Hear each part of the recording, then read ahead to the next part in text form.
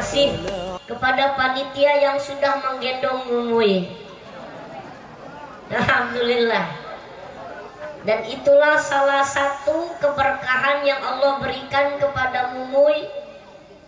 Dan itu salah satu yang merepotkan panitia. Penceramah yang paling merepotkan panitia cuma Mumuy. Ya harus digendong. Ya alhamdulillah, mudah-mudahan panitia yang gendong Mumuy panjang umur ila yaumil kiamah.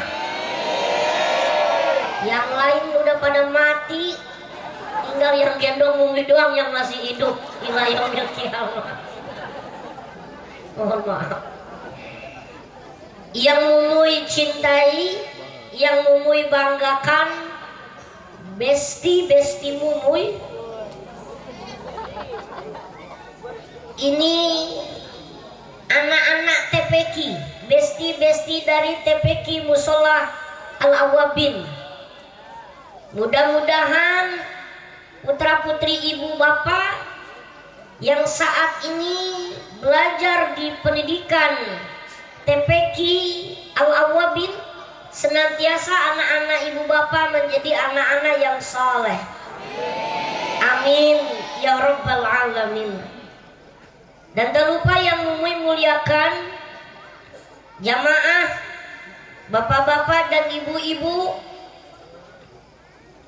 Dan tak lupa tukang son. Jadi kalau nggak ada tukang son yang begitu luar biasa ini, suara Mumuy nggak nyampe ke belakang. Mudah-mudahan tukang son berikut sonnya masuk surga bareng-bareng. Amin ya rabbal. Alhamdulillah, bersyukur kepada Allah Subhanahu wa ta'ala. Salawat teriring salam kita sampaikan kepada junjungan yang mulia, Nabi yang agung, Nabi yang sempurna, Nabi yang Allah Isra Mi'rajkan, Nabi yang Allah sempurnakan, Nabi yang Allah sucikan. Beliau Nabi besar, Nabi Muhammad Sallallahu Alaihi Wasallam. Mudah-mudahan kita diakui sebagai umatnya, mendapatkan syafaatnya kelak yaumil kiamah. Amin ya rabbal alamin. Bapak ibu jamaah yang dimuliakan Allah Subhanahu wa ta'ala, kita teduh poin aja karena waktu menunjukkan larut malam jam 10 lewat kurang lebih. Insya Allah Mumuy menyampaikan tema Isra Mi'raj menyongsong Ramadan ini tidak lebih dari 1 jam dan gak lewat dari jam 11 karena anak kecil gak boleh tidur malam-malam. Besok libur ya. Ini kayaknya panitia memang sengaja. Ini kebetulan memang momennya ada anak-anak TPQ. Dan momen juga pas penceramahnya yang kecil-kecil. Jadi memang pas. Bapak ibu jamaah yang dimuliakan Allah Subhanahu wa ta'ala, Isra Mi'raj Nabi Muhammad adalah Isra Mi'raj yang penuh hikmah. Nabi Muhammad di-Isra dan di-Mi'rajkan. Nabi Muhammad enggak Isra Mi'raj sendirian, tapi di-Isra dan di-Mi'rajkan oleh Allah dari Masjidil Haram ke Masjidil Aqsa. Naik satu kendaraan namanya Buraq, didampingi malaikat Jibril sama Mikail. Ya, terus naik ke langit pertama sampai ke Sidratil Muntaha, sampai naik ke satu alam, bahkan sampai bertemu dengan Allah Subhanahu wa ta'ala. Peristiwa Isra Mi'raj ini kalau diukur pakai akal, akal kita nggak nyampe dan nggak bisa diakal-akalin. Ya, terkadang akal kita ini hanya mampu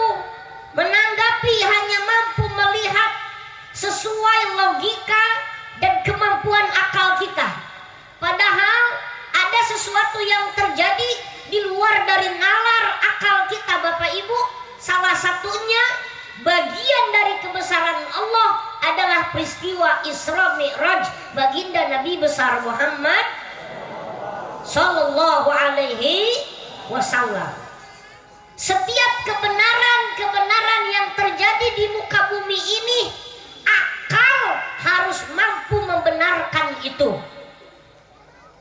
Kita gunakan akal ini untuk menerima kebenaran, jangan cuma hanya untuk mendapatkan pembenaran. Paham Bu? Kadang-kadang akal kita ini diolah dan diakal-akali. Paham Bu? Kadang-kadang akal kita ini diolah dan diakal-akali supaya bisa mendapatkan pembenaran. Orang zaman sekarang sulit menerima kebenaran kadang-kadang, tapi lebih senang untuk mendapatkan pembenaran. Pembelaan diri, seolah-olah dirinya yang paling benar, seolah-olah dirinya yang paling hebat, seolah-olah dirinya yang paling pinter. Itulah kadang-kadang orang zaman sekarang, pinter tapi kurang bener. Terkadang sesuatu yang terjadi ini nggak bisa hanya dilihat dengan logika, perlu diambil, dilihat, ditelaah, diyakini oleh hati yang disebut dengan iman, yaitu peristiwa Isra Mi'raj yang ayatnya mungkin Qori sudah bacakan tadi.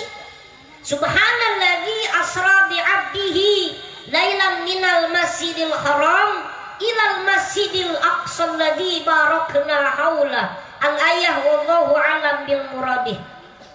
Kalau mumui nafsirin semau-maunya mumui bukan ahli tafsir. Maaf para kiai, para ulama, para asatidz. Kita perlu belajar tafsir dari ulama. Kita perlu belajar Quran harus dari orang-orang yang paham Al-Quran. Hamalatul Quran, fahmil Quran, hafidul Quran. Kadang-kadang kita ini belajar Al-Quran seenak jidat. Kadang-kadang baca Quran main tafsir sendiri, nggak boleh. Sebab Al-Quran bahasa kalam Allah yang sempurna, kalam Allah. Walaupun cuma satu ayat, bergeser sedikit ayat atau hilang sedikit ayat, 90% bahkan 180 derajat bisa berubah maknanya. Maka hati-hati memaknai Al-Quran, hati-hati memahami Al-Quran. Kalau kita lihat ulama-ulama menafsirkan dari ayat subhanalladzi, subhana kalimah yang menunjukkan ta'ajjub. Ya, ta'ajjub. Ini dalam tafsir Qurtubi. Ta'ajjub artinya sesuatu yang di luar nalar, yang mengherankan. Ta'ajjub yaitu sesuatu yang aneh, tapi memang ini luar biasa. Maka kita kalau melihat sesuatu yang aneh, melihat sesuatu yang menakjubkan, melihat gunung yang begitu indah, matahari yang begitu indah, rembulan yang begitu indah, pelangi yang begitu indah, itu menakjubkan, maka ucapkan, sucikan Allah dengan kalimat subhanallah. Ini ayat pertama. Kalau para suami melihat wajah istrinya cantik hari ini, cuman hari ini, kalau besok-besok nggak cantik, nggak apa-apa. Kalau hari ini bapak-bapak melihat wajah istrinya cantik, ucapkan subhan. Tapi kalau besok nggak cantik lagi, ucapkan inna lillahi. Jangan. Maaf para kiai, maaf para guru, semuanya mohon maaf. Bapak-bapak mohon maaf ya Pak. Walaupun istri kita tidak terlalu cantik-cantik amat, ya, istri kita enggak manis-manis amat, ya, walaupun enggak gemuk-gemuk amat, walaupun nggak kurus-kurus amat, walaupun nggak cerewet-cerewet, walaupun nggak cemberut-cemberut, yang penting merekalah yang sudah berani hidup bersama kita seumur hidup. Ya Pak? Amin ya Rabbal. Ini mohon maaf. Maka kalau kata ulama, kita Pak sebagai suami, seorang laki-laki yang sudah rumah tangga punya istri yang cantik itu menjadi kebanggaan. Ada 3 kata ulama yang menjadi kebanggaan laki-laki yang sudah menikah nih, yang sudah berumah tangga, ada 3. 1, harta menjadi kebanggaan. 2, istri yang cantik menjadi kebanggaan. Yang 3, punya anak yang saleh menjadi kebanggaan. Nih 3 poin, mudah-mudahan selesai sampai subuh ya. Kebanggaan seorang laki-laki setelah berumah tangga, yang pertama punya harta banyak. Apa Bu? Punya duit banyak. Tuh, orang kalau punya duit banyak, oh pedenya luar biasa. Laki-laki punya duit banyak, pedenya luar biasa. Kadang-kadang kalau orang banyak duit, langkahnya aja. Paham Bu? Kadang-kadang akal kita ini diolah dan diakal-akali supaya bisa mendapatkan pembenaran. Orang zaman sekarang sulit menerima kebenaran kadang-kadang, tapi lebih senang untuk mendapatkan pembenaran. Pembelaan diri, seolah-olah dirinya yang paling benar, seolah-olah dirinya yang paling hebat, seolah-olah dirinya yang paling pinter. Itulah kadang-kadang orang zaman sekarang, pinter tapi kurang bener. Terkadang sesuatu yang terjadi ini nggak bisa hanya dilihat dengan logika, perlu diambil, dilihat, ditelaah, diyakini oleh hati yang disebut dengan iman, yaitu peristiwa Isra Mi'raj yang ayatnya mungkin Qori sudah bacakan tadi. Subhanalladzi asra bi'abdihi lailan minal masjidil haram ilal masjidil aqsa alladzi barakna haula. Al-ayah wallahu alam bil muradih. Kalau mumui nafsirin semau-maunya mumui bukan ahli tafsir. Maaf para kiai, para ulama, para asatidz. Kita perlu belajar tafsir dari ulama. Kita perlu belajar Quran harus dari orang-orang yang paham Al-Quran.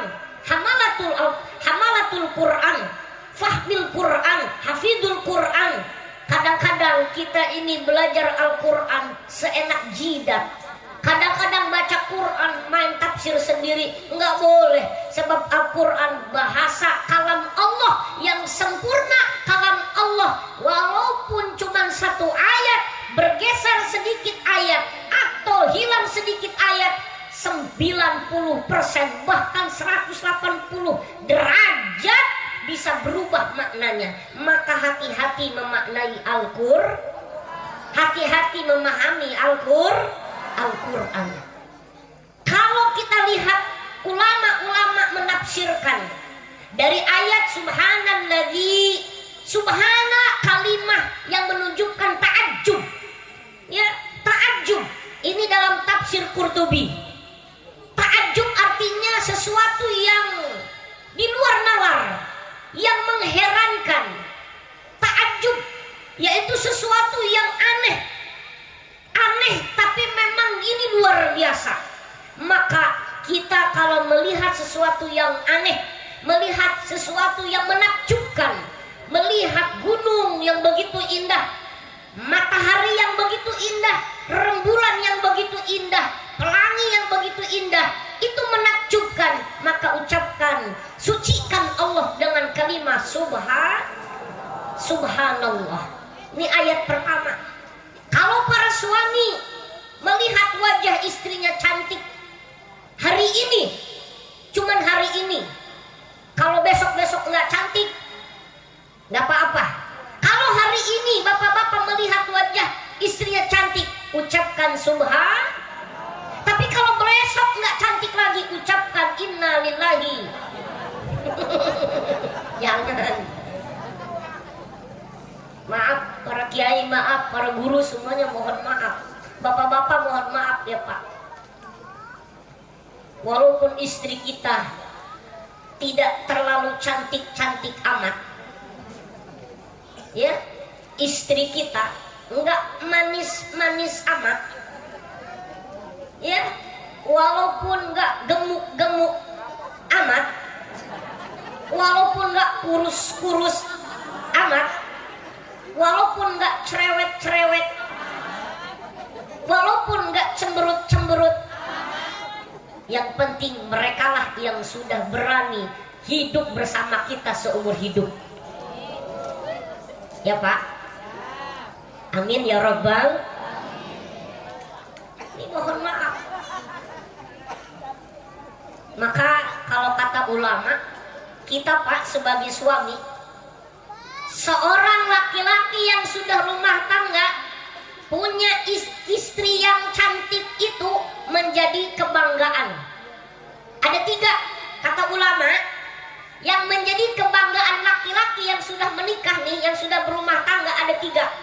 1, harta menjadi kebanggaan. 2, istri yang cantik menjadi kebanggaan. Yang 3, punya anak yang saleh menjadi kebanggaan. Nih 3 poin. Mudah-mudahan selesai sampai subuh. Ya. Kebanggaan seorang laki-laki setelah berumah